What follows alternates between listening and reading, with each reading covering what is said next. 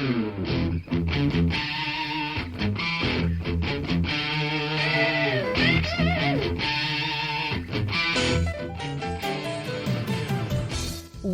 to Thriving Entrepreneur with your host, Steve Kidd, third-generation minister and 30-year business coach.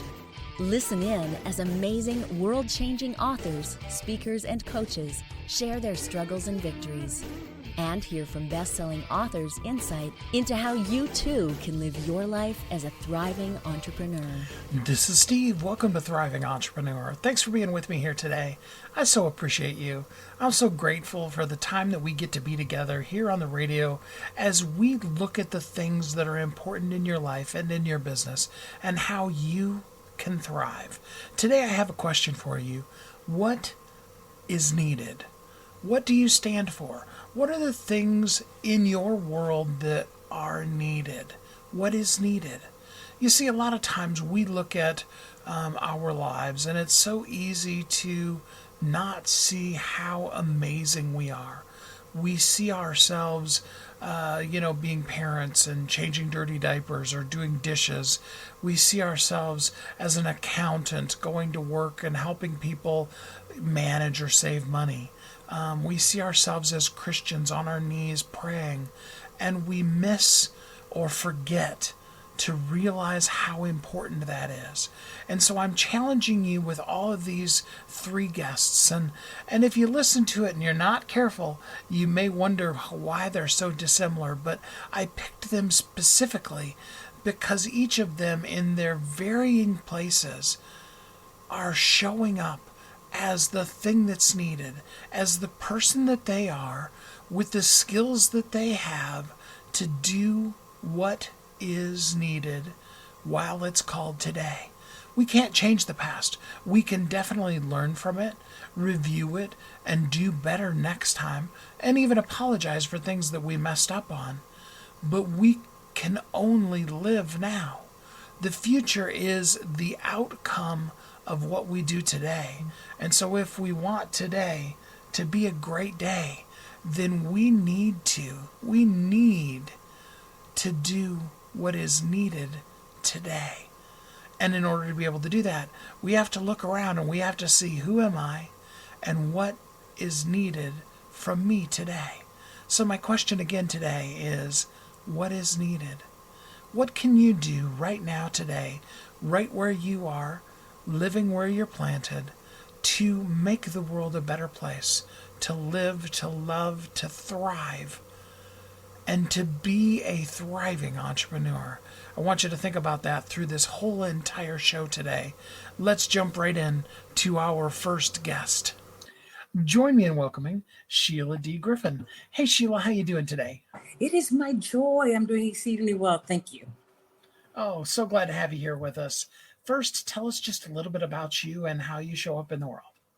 Listen, I show up in the world as a mom of 5, former foster mom, engaged highly, not only as leadership in ecclesia or church things, but also in law and government. And so I've been a former candidate for U.S. Congress, and I have served in my community in just about every volunteer capacity I could find as I worked through many different things. In the world, I'm always trying to survey or to look at a problem or a situation and see how I can contribute. And whether there's some clarity in our positioning or in taking a separate look that's not on the page yet. And your book is called Watchmen on the Wall, and it's got a really cool, interesting, different perspective on everything that happened on January 6th. So can you tell us a little bit about, your perspective on that and what brought you to do the book and stuff? Each time that I tell one of my friends that I was present on January 6th, I get a strong pushback. I had just completed running for Congress. I was not successful in the primary. So I was really working for other people's campaigns straight through November. And then I shut down. When I say shut down, I closed the office. I closed all accounts. I just disconnected. And after that, I really went back to my journal. I journal a lot. to find out about what it is that God put in my heart while I was running, because it couldn't be for nothing. I don't believe that. So I went through my journals, and there was one thing that was in my heart, that I would be here for certain on January 6th. Now, many people know the whole systems. They are political nuts. I'm not. I'm not a person that knows exactly how many Congress people there were. I didn't know how, I knew what people were supposed to be doing, but I don't know the numbers, and how people have won for the last 20 years. So me coming to Washington on January 6th was for prayer. It was out of my ecclesia office. I was a pastor already ordained. And so I was coming to pray. I arrived here, and I arrived with a companion, and we went over the day before and checked out everything and verified locations. And then we arrived on a freezing cold morning with me and my little jacket and everybody else in these big overcoats. Somebody gave me gloves and hand warmers, or I would have stuck to the wall. But I was simply arriving to somehow say that this is our nation, God, and this is your call. We are not Democrats. We are not Republicans. We are Americans, but I am a theocrat, which means I always vote however I find the text in the scripture to be faithful. So everybody can argue all they want to. I know that we're supposed to protect the environment. I also know we're supposed to protect babies. I know that we're supposed to take borders. I also know we're supposed to be humane to those who are at the border. So you're always looking for the balance. That's always intention. And so my intention was to show up, to pray thy will be done, and to be able to then have accomplished my purpose. And I thought it was so uneventful. I just came. There were about 2,000 people besides me. I said hi to everybody. We were friendly. And then we began to push and to pray for the nation. We were waving to senators and Congress people as they were coming in. About 11 a.m. we left, because to me, I had done what I was supposed to do. So I had no idea. I knew that there was a rally, because there were people coming and coming and coming and coming. But most of them were going down to the mall or to the President's Park. I didn't know where the President's Park was, and I didn't know where the event was. I just knew everybody was walking and jumping off of the metro. We followed the sound of a shofar. And so that was on the other side in the Senate Park, on the other side of the Capitol. And so that's how I got here. And it was I thought it was very nonchalant, like nothing really big. I'm like, really, God, you want me here on January 6th praying for what? There's nothing going on here. It was really kind of passive to me. So as we drove across the bridge to enter into the Alexandria area, I thought, wow, I came all this way and just to pray. And, I know prayer makes a difference, but I really thought, there's nothing happening up here. This doesn't make any sense. So, did you go back later that day, or was that the end of it for you for that day? I went home and watched the spectacle. I went home and started hearing the cries about bombs at the Democrat National Headquarters and at the Republican National Headquarters. Hearing the breach about I'm like, what are they talking about? That wasn't happening when I was there. So to me, I was like in an alternate world from what I had just seen and been a part of and what was happening. But I also didn't know the number of people that were there. That really, really surprised me later when I had to review tapes or things like that to actually inform myself of what actually was happening.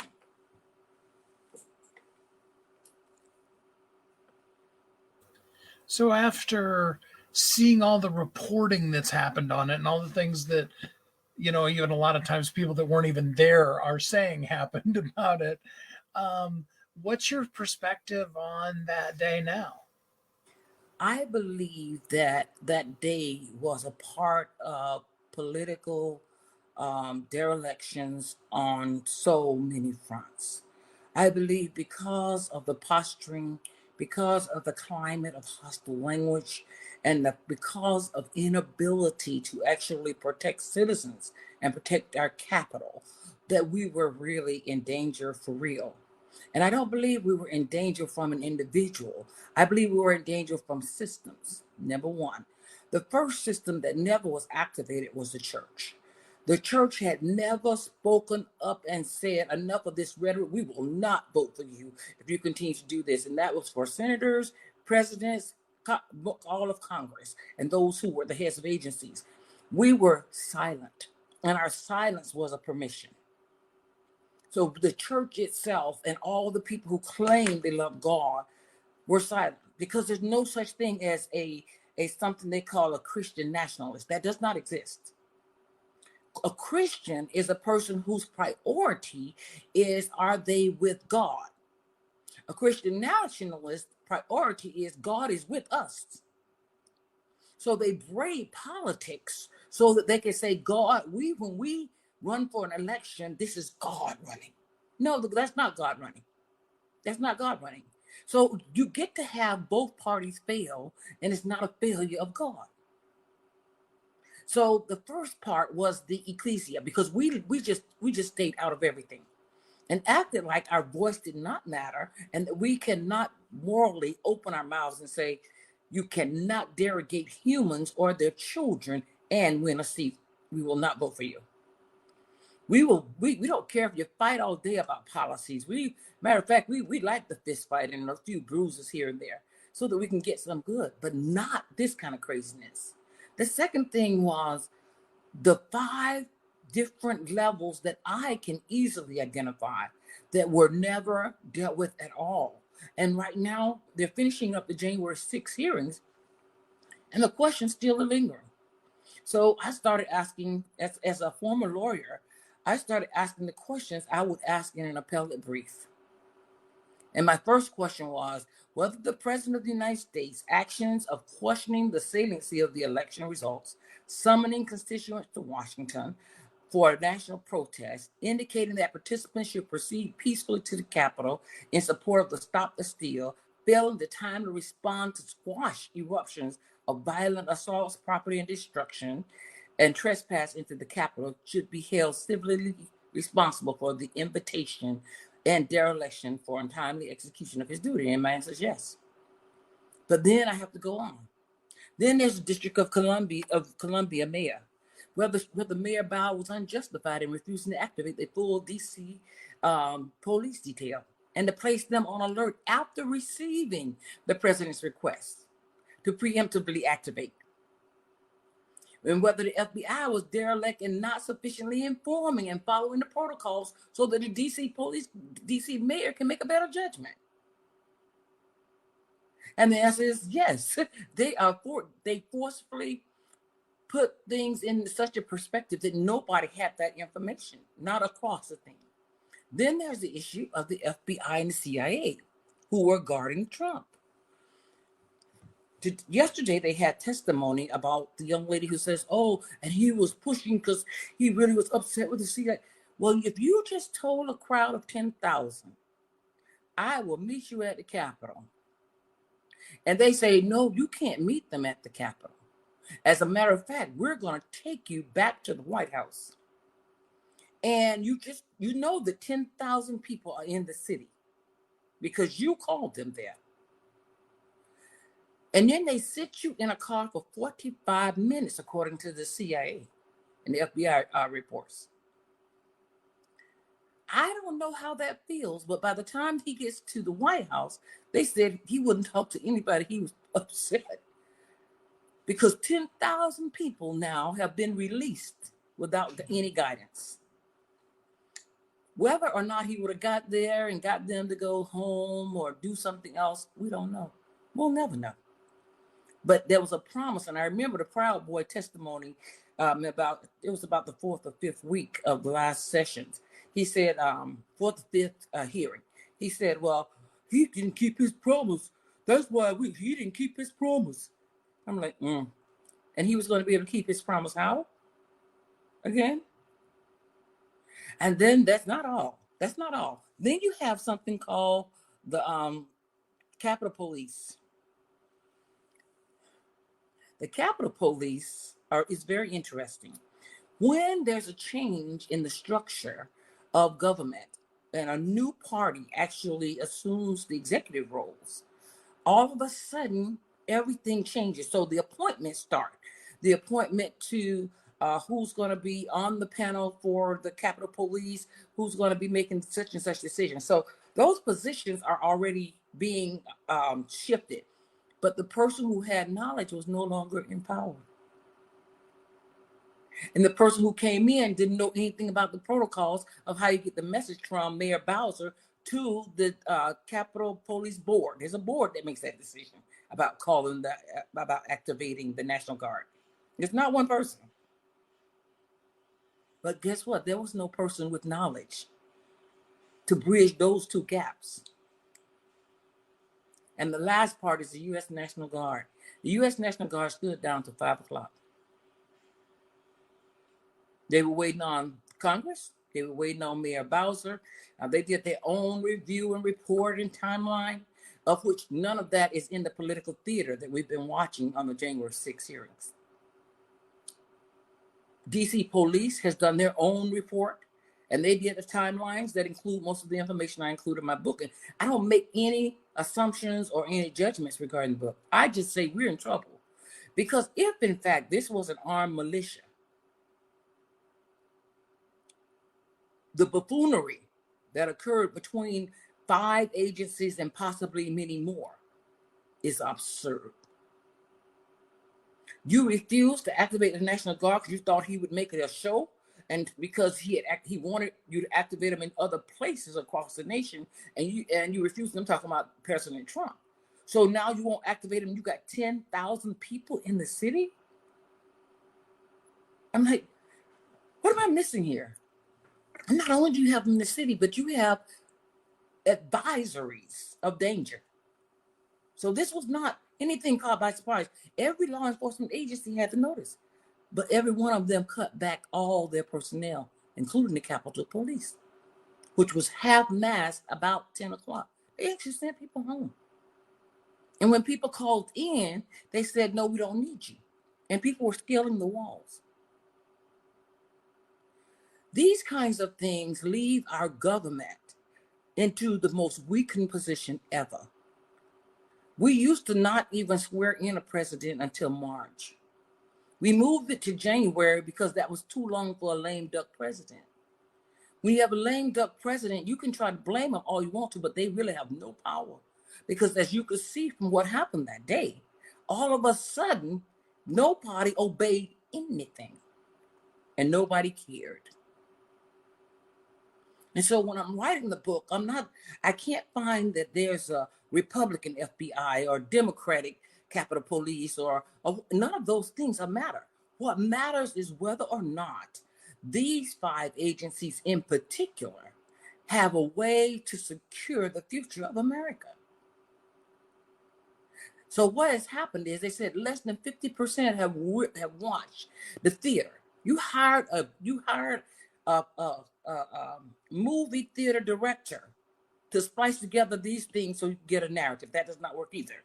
Give me the raw film and let the people see the raw film. And stop sending, what do you call them, second party testimony? I heard somebody say they heard. I said, what is that? We don't allow that. We don't allow that in court. We don't allow it anywhere. It's invalid. Where are the agents that were standing there who entered the media and started saying that's not what we said and that's not what was happening? They're not even called. Instead, you called the head of the agency that wasn't there. And so for many, we know it's political theater and we want more. We want something substantial. But there is a reckoning that's going on related to this. People are checking right out of government. People are saying we don't want any part of any of this. They're not watching the program, so that means they're not changing their votes. They're not actually, they're running away from the Democratic Party and the Republican Party. I know the Republican Party wants to believe that people who are leaving the Democratic Party are coming to them. And I heard the other day that there was somebody on the Democrat Party talking about, oh, the women concerned abortion are all coming to them. Well, guess what? The swelling is in the independents. You are not making friends. You are not making alliances. And they are checking out on you. And maybe you're happy because that means they won't vote in the primaries. But what it does mean is that you've got a generation that has decided that you cannot be trusted. And the only time they'll engage, and partially engage at that, is at the actual November elections. That's a sorry day for America. We need contentious voices. Contentious voices is good. That's how you get a constitution. They were not in there going, yes, I agree with you, John, and yes, I agree with you too, Madison. They weren't in there doing that. They were making hard arguments about what would be good over time, not just for a sporadic moment. And so in doing Watchmen on the Hill, I want to make sure that people understand that it is our responsibility to hold people accountable. The money that is spent in Congress is our money. They don't make $1, but they manage to spend past the limits of budgets and give to foreign governments the things that belong to Americans. We are reaching certain levels of absurdity. I restrict this just to January 6th. But I got to ask the questions I wanted to ask in this book because I believe that's what the people want to know. They want to know whether the refusal of the U.S. Guard to consider the threats that might be posed was okay. These are generals that are saying these things that, no, we're not coming. You're a lame duck president anyway. What you gonna do? What an amazing book. It is called Watchmen on the Hill, and it is focused on January 6th, but has so many great things. And the cool part is you can actually get the book for free today. It's in the description. And we're going to watch this book just really take off. And there's so much more. You got to get the whole book in order to be able to read all of it. Sheila, thank you so much for spending a little bit of time with us here on the show today. I'm really grateful. It is my joy. And please, everyone, take your time and begin to push the question. Ask earnestly. And we thank you very much. It's a privilege. What an amazing story. And what an important thing that is so needed. That is to pray, to reach out, to know what's going on, and then to do what you can do about it. And don't underestimate the power of prayer, the power of standing up, the power of saying who you are and what you believe, the power of, yes, voting. What is needed? What can you do? We've got a busy enough show. We're going to jump right into our next guest because we want to focus more on this, what is needed, as we listen to the life stories of people and we learn from what they do, what we can do. Join me in welcoming Tim Swindle and Scott Brown. Hey guys, how you doing today? Great, Steve. Thanks for having us. Hi, Steve. So one at a time, in fact, I'll even call you out by name so you don't have to decide who to go first. Tim, will you please first tell us a little bit about you and how you show up in the world? Sure. So, Tim Swindle. I'm an entrepreneur. Was previously in software. We had a sales software that we ultimately sold to LinkedIn. By chance, had an idea for a board game / card game that I just kind of wanted to throw out into the world for fun, and ended up doing that and making that, toying game space my full-time job now. I sold that previous company, and my mission in life is to bring fun to the world. So it's mostly done through toys and games. And Scott, same thing. Tell us about you. Yeah, I started in the toy and game space. It was actually, call it 5 years before Tim did. I started in the toy and game space. I was in Chicago, Illinois, and helped co-found a brand called Marbles the Brain Store, which started as a single store in downtown Chicago, ultimately grew to have 40 brick and mortar retail stores across the US. It was actually while running that store that I met Tim. Tim's game was launched in my stores, and we had a fun ride together. And then ultimately he was able to sell that off. And we just hit it off while we were doing that, and said to each other at some point we should work together. And now we've hit that point. What a fun thing to do. So you get to actually literally play games at work. People wonder that. They're like, is it like Tom Hanks's character on Big, where he sits and plays games and gives feedback? And my answer is, yeah, kind of. It's pretty much like that. I mean, there are times when it's less fun and more stress, just like anything can become like work. But I would say on the whole, my job is really fun. And I do spend most of my job thinking about what toys and games the world needs. You both have been very careful to kind of not say the names of the games. Are there any game names you can tell us, or? Yeah, absolutely. So my original foray into the space was a game called Utter Nonsense, and it's kind of akin to Cards Against Humanity, kind of an adult party game where you basically have two groups of cards. One are voices, and the voice could be like pirate or British, and then other cards that just have kind of silly phrases on them, and you can go around the group speaking in your silly accent. And so that was the game that I originally brought to life. And we've had others.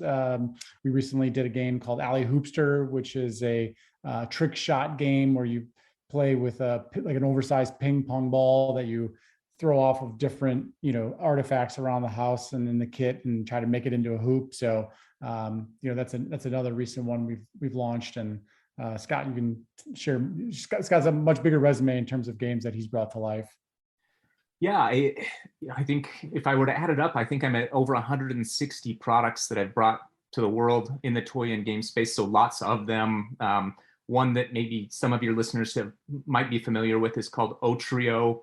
It's call it a souped up version of tic-tac-toe. So instead of the tie game that always ends in tic-tac-toe, this game fixes that broken piece and makes it so you never end in a tie. And so that's a great game that I helped bring to the world. The game that we're kind of here to talk to you about specifically is a game called Paddle Smash, which is a game that combines the best elements of pickleball and spike ball into one game. And so what we're always looking to do is to find things that are going well already in the space and ways that we can almost Frankenstein them. We can take bits and pieces of them and combine them with something else and bring them together into something new and hopefully better. So when you talk about pickleball and smash ball, the immediate thing that comes to my mind is those are two totally different demographics. One are, older gentlemen like my uncles that are playing, and the other one is more guys that are like the age of my kids. So I'd love to hear more about it. How did you combine two totally different demographic things into one?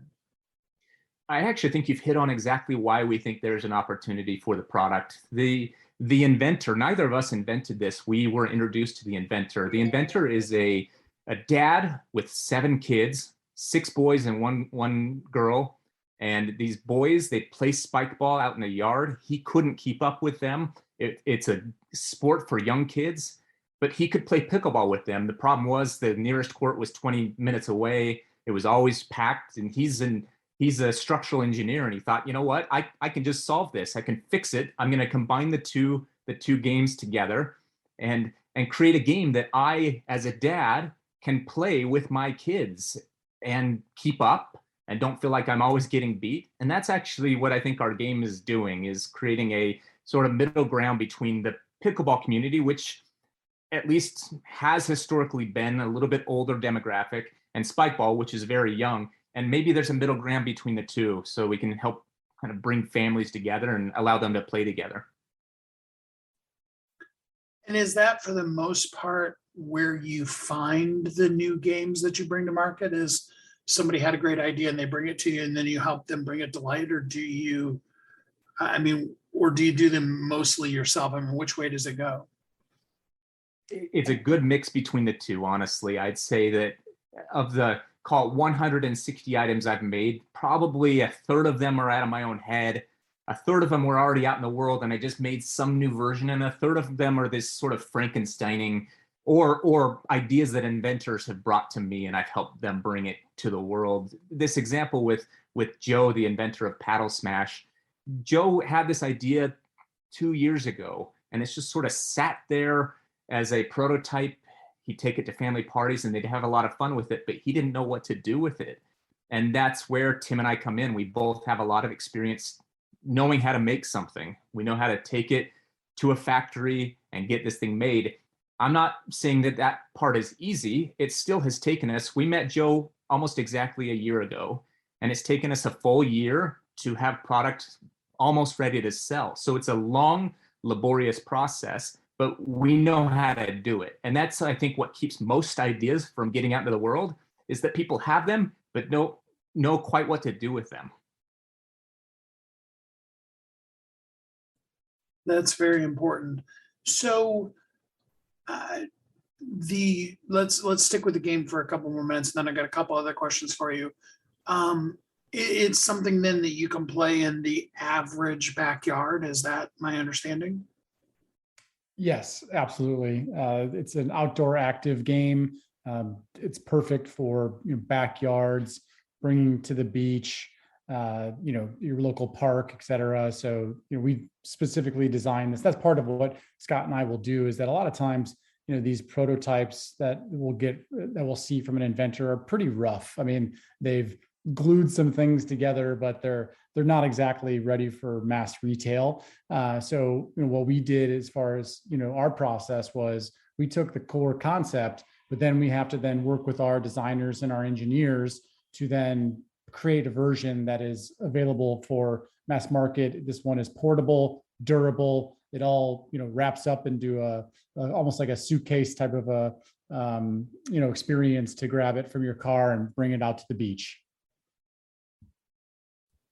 That's cool. So somebody that has an idea in their head, I mean, maybe they brought it to something they take to family reunions and maybe that's just an idea. Do you work with, are you actively looking to people like that, or are you overloaded with ideas now? I'd say semi-actively. I think it is never prudent to turn off that antenna. Always want to be on the lookout for the next opportunity. I would say that this current opportunity, when it came about, I was very busy and swamped and very easily could have said no thanks. I would say at least a couple of times a week I have someone say to me, I've got a friend or family member who's invented a game and they want to show it to you. And it would be easy for me to turn some of those down, and I almost never do. And I probably would say I never do. And, in this case, I took the time to take a look at it, and it was absolutely worth pursuing. So I would love to continue to see ideas. That doesn't mean I'm going to be the one to always help bring it to market, but I'm always happy to help them know what to do next or whether it's worth kind of doing the next thing, is to kind of give my input, put my 2 eyes on it and give them some advice. So of course, whenever somebody comes up with something and it's fun for their family, they assume, or at least they want, for the game to blow up and be like the things both of you mentioned at the beginning of the show, that you guys did, where somebody acquired you and you made, enough money that it was worth talking about. How realistic is that? How many, what percentage of games that people invent ever actually make it to mass market appeal? Scott, do you have a good idea on what that number is? It certainly is the anomaly, or it's rare that something is going to truly take off and become this ubiquitous item. I think there's a lot of products on a yearly basis that will get brought to the market, but it's probably in the low single digits in terms of a percentage that are going to do any kind of real volume, would be my guess. I don't know if Scott has more information on that. Yeah, I would agree that it's rare, but I would also never caution someone to not pursue something because it's rare. so much of what makes something work, you don't really know until you put it out there into the ether and let people react to it. And so, I mean, a piece of advice I often give to an inventor who has only shown their idea to friends and family is to put that idea in front of people that don't know the person who created it.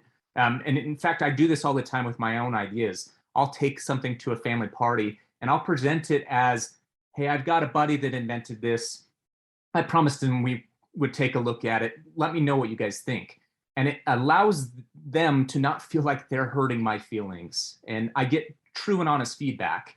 And that's where I really can gauge whether something has at least some legs, is if they're giving me honest feedback, thinking that it's something I'm going to pass along to someone else. When they know it's my idea, I almost never get true and honest feedback. So it's one of those things that when people ask me if they should pursue it, I almost always say yes, but I always say yes in a small way. So what I mean is figure out ways to test whether this idea is viable as cheaply and quickly as you possibly can.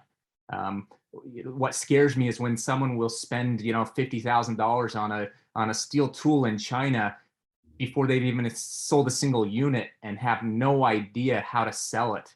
That's when I get scared. But if they can figure out ways to do small production runs, get it in front of a marketplace and find out if it's viable quickly and cheaply, great, you should, because lots of concepts out there could have easily died on a vine if they hadn't have put it out in the world. The one other thing I'll add to that is that, it's all determined based on your definition of success too. So, having something that becomes, call it viral and, is doing hundreds of thousands of units a year in sales, that may be overwhelming to somebody. A lot of times you may be very happy just bringing something to the world that, you're doing as a fun side hustle, or, you just have an Amazon listing and you're just selling it on Amazon and it's having some nice additional income on the side. And that's also great success. So each of you, if you would, give us some helpful advice to the inventor out there that wants to come up with the next best Cards Against Humanity or whatever, pickleball, or you name it, doesn't matter what genre, but the next best game. What's one piece of advice you could give people that are listening today? One thing we do ourselves is, you try to tune your ear a little bit into kind of what's happening on social media in particular. So you see certain trends that may be getting popular on social media, and your brain just starts to look at that and think, oh, well, that would be interesting if that was a game. As I gave the example earlier of one that we've done called Alley Hoopster, that was born out of seeing the viral videos on social media of people playing, doing trick shot games in their basements. And it was just, a spark for us to say, hey, maybe that could be something, bigger. Yeah, in addition to some of the tips I've given, I would say another one that I love to do, and kind of I'd say every game I've created is sort of this, is to think about what's already working in the world. So, let's say as an example, a great word skills game is Scrabble, and then a great quick play game is Uno. Well, so can you figure out what's great about Scrabble and what's great about Uno and merge those two great pieces together? It's exactly what we did with Paddle Smash. I play pickleball myself. I play it almost every morning. Love that game. And so I'm going out in there in the world and seeing how quickly this is growing. It's the fastest growing sport in North America. So my antenna goes, okay, there's something there. Quickly growing sport. People seem to love it. It bridges a lot of age groups. And then I go to the local park and I see 10 sets of spike ball out there. It is a massive success right now, spike ball. And so if, my antenna goes, okay, ding, there's another data point. Is there a way to combine elements of both of those games into one game? And I think that's really how almost every game is made. There's very few new things in the world. Almost everything is a kind of reshuffle of something else. And so it's this Frankensteining of best pieces together to create something new. So for people who would like to get, their own pickle smash, how would they go about getting that? So it's currently, we just went live with our website it's Paddle Smash.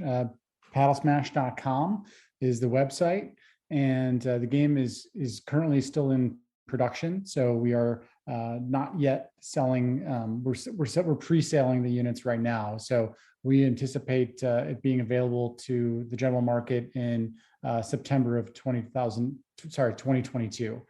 So about another month and a half or so from here. Perfect.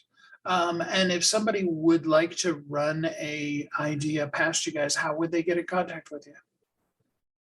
Yeah, have them reach out to me directly. I'd be happy to consider concepts. And my email is scott@paddlesmash.com. And I can be the one that fields them and then present them to Tim or others beyond that. But yeah, I consider concepts every day, all day, and they would be happy to consider any concepts someone would like to send my way. Well, Tim and Scott, I really appreciate both of you spending some time with us here on the show today. Thanks, Steve. It was a pleasure. Thanks, Steve. What a fun thing to do, to really be able to look at what's needed by people, to take your own skill set and to use that to make the world a better and even more fun place to be. What a great way to live as a thriving entrepreneur. Let's jump right in on the what is needed here with our next guest. Join me in welcoming Aaron Rubin. Hey, Aaron, how you doing today? I'm doing excellent. Tell us a little bit about you and how you show up in the world. Tell us. Again, I grew up in Chicagoland as a kid, and then ended up getting into accounting, which is strange. I don't think most people think about something that you get into as accounting.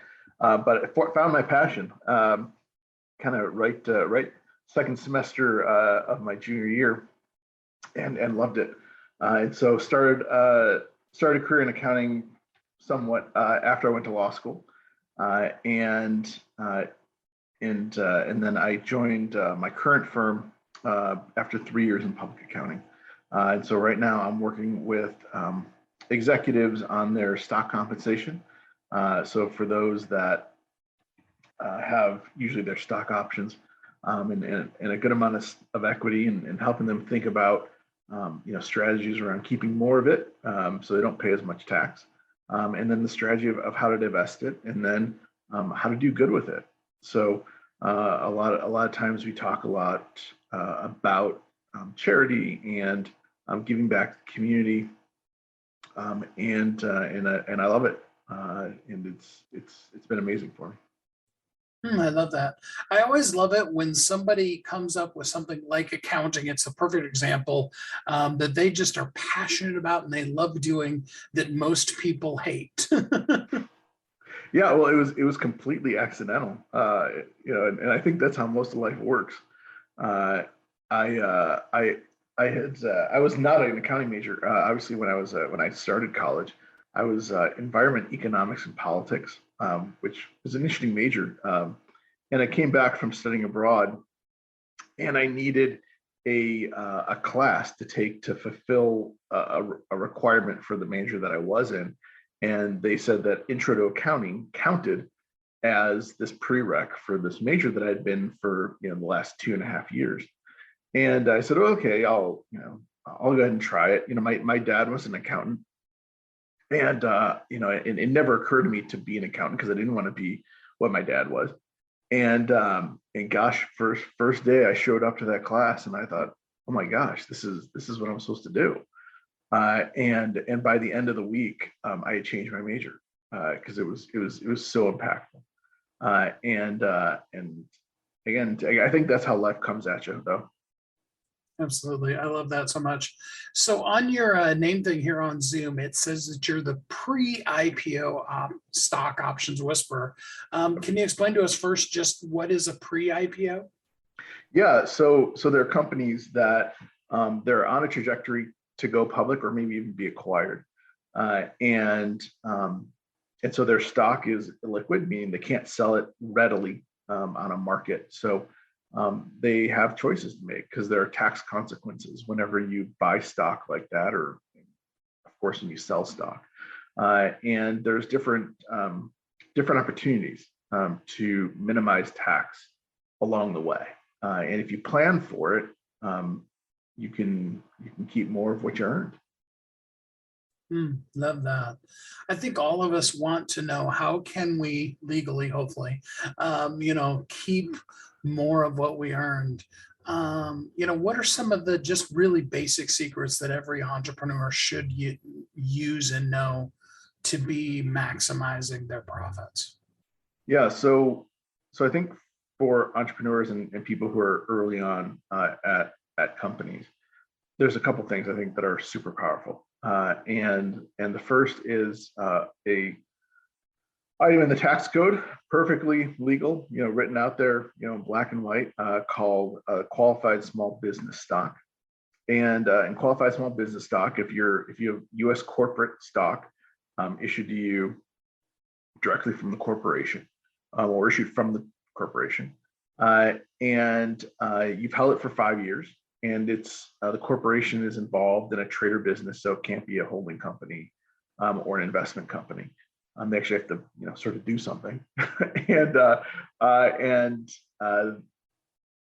after that 5-year period of time, assuming you're the trade of business, and you get it while the company is young enough, which is below $50 million of assets on the books, up to $10 million, or I think 10 times the basis of the stock, is excluded for federal income tax purposes. So what does that mean? That means that if you have the stock and you check all the boxes, which are harder to check than you think, but if you check all the boxes, $10 million of it's not going to be taxable for federal purposes. But you have to think through some of those decisions of, are you going to be a C corp, and how much assets do you have, how much do you need, and just making sure that you do check all those boxes.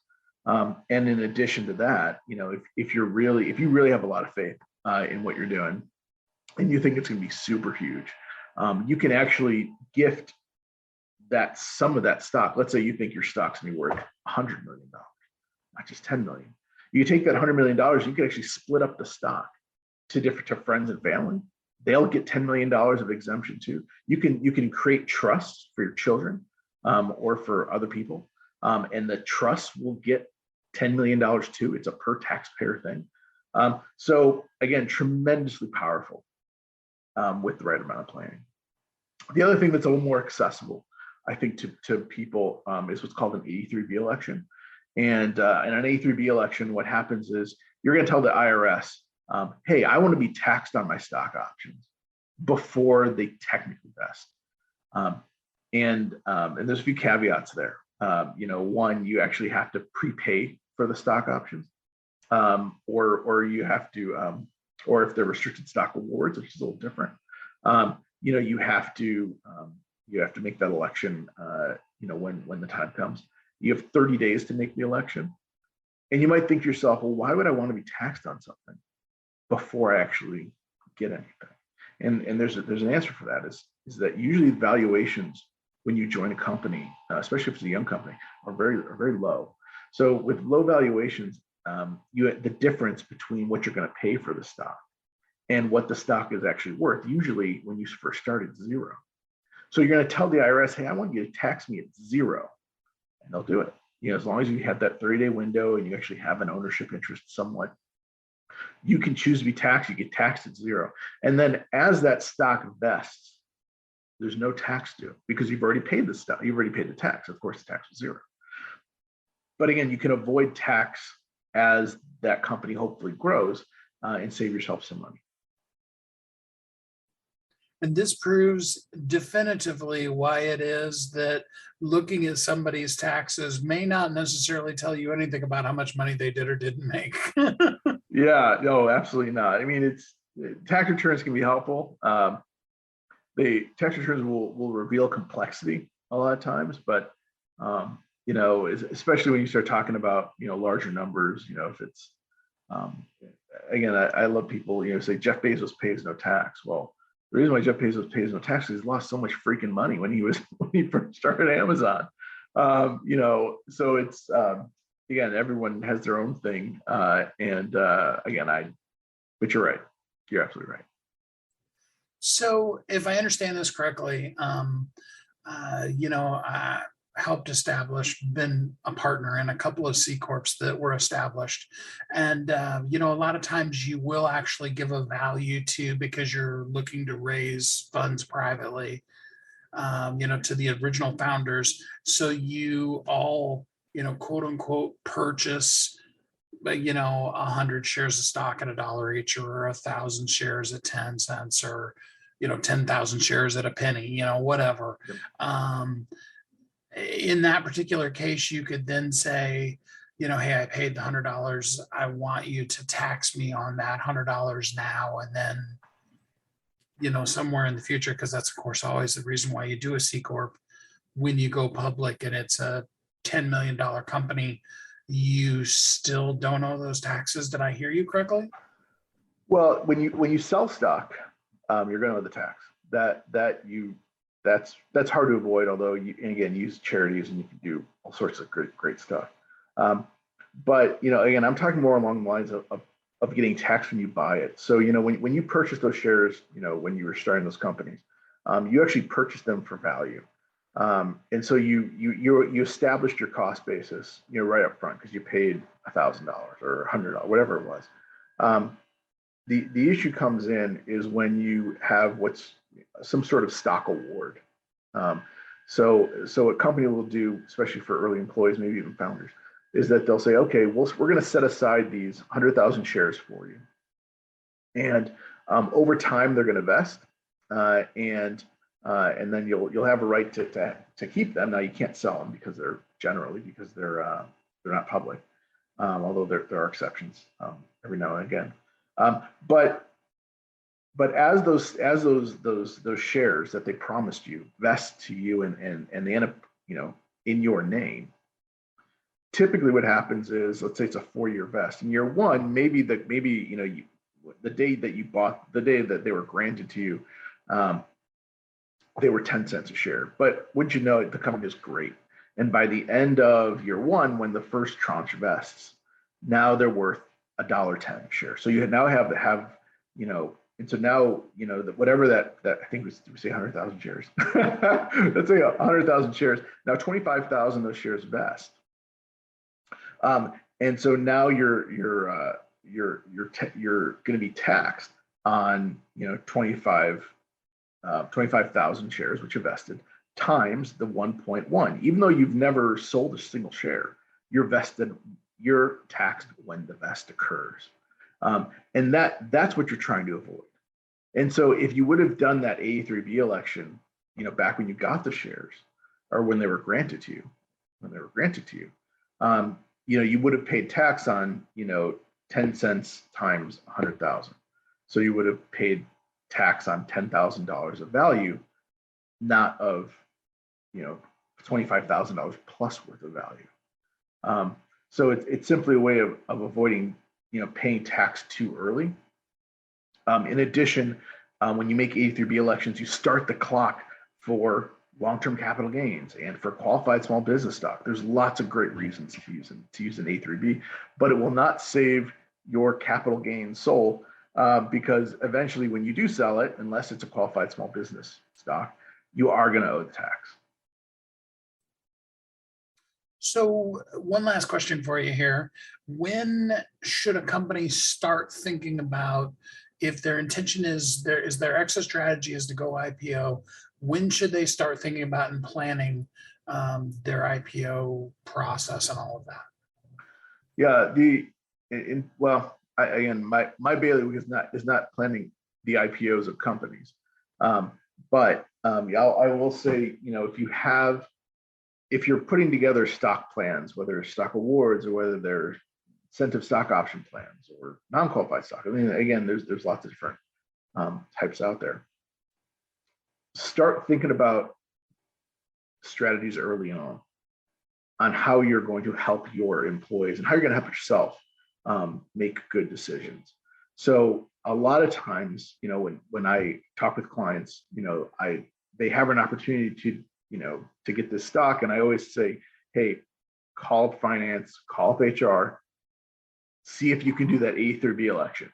And 9 times out of 10 they can't, because it just isn't in the plan. And if they would have, and if the people that set up the plan originally would have thought about it, it would have made sense to put it in there, because people could have saved a ton of money. I have seen it. I had a client at Wealthfront, and that client, was able to do that A through B when his options vested, when his options were granted. And it was great. But again, it's just so often they don't do it. The IPO process itself, again, you always start with the end in mind, as they say.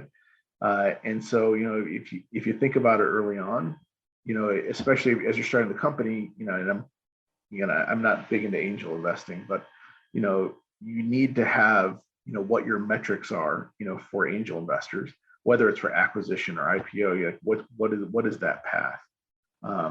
And again, that's not where I come in, but I've seen enough of it to know you got to start thinking about it early on, or else you're going to make mistakes on setup. So Aaron, for somebody who wants to work with you, how can they get in contact with you? Yeah, so couple of ways. So our website's great. You can book an appointment right on there, and we're happy to talk to anyone. Because we are both a wealth firm and a tax firm, which actually prepares tax returns, we can give you some pretty good information, even if you don't end up becoming a client. Of course, WRP Wealth on Twitter, as well as we're on Facebook and LinkedIn and all that good stuff. But our website's great, lots of great blogs. If you want to know more about A through B elections, if you want to know more about qualified small business stock, just a wealth of information coming up. And of course, the economy's a little bit different now. For those listening in the future, this is mid-July 2022. And so we are having a new blog, hopefully coming out in the next week or two, about what happens if you get laid off from your tech job. What should you be thinking about? So again, we tried to be as timely as we can. Well, Aaron, thank you so much for spending some time with us here on the show today. Yeah, I appreciate it. Thanks for having me. And just like that, we're at the end of another show already. It went by so quickly again, but I hope that out of all of it, you gave some thought to what is needed, that you remember more than anything else. You are uniquely brilliant. You were created for a purpose, and the world does need you. One of the things that's needed is for you to show up. What can you do today? What is the way that you can maximize you in this world today, in wherever you are, whatever's going on, to just be the best version of yourself while it's called today, and to live as a thriving entrepreneur? I hope you'll do that. Thanks so much for being with me. Until we're together next time, I hope you have a great week. Thanks for listening to Thriving Entrepreneur today. If you want to get your question answered, send an email to questions@wehelpyouthrive.com. We look forward to you joining us again next time.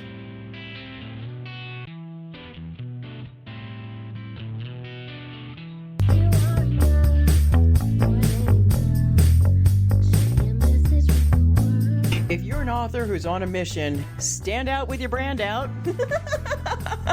Check this out, guys. Yep, everything's marketing, and marketing is everything. Your existing book can become a best-selling book, or even, hey, like mine, a #1 international best-selling book in 5 days. Listen, if your business isn't known by everybody, it's obscurity, and that's death, right? The same thing is true for your book. If you're not happy with the way your book is performing, you got that far and then it just fell off the face of the planet kind of feeling, go to yourbestsellertoday.com, schedule a talk with Steve, Steve. It's risk-free, it's guaranteed, it's proven. We've done it thousands of times. What are you waiting for? Yes, yourbestsellertoday.com. This time next week, you could have a beautiful seal on your book and get the attention that you deserve. Reach the people that you came to serve. Come on now. What are you waiting for? Grab a pen. Here we go. All you got to do is book a call. Yourbestsellertoday.com. Go to yourbestsellertoday.com. Book a talk with Steve. It's proven. It's guaranteed. It's going to happen. All you have to do is say yes to your destiny.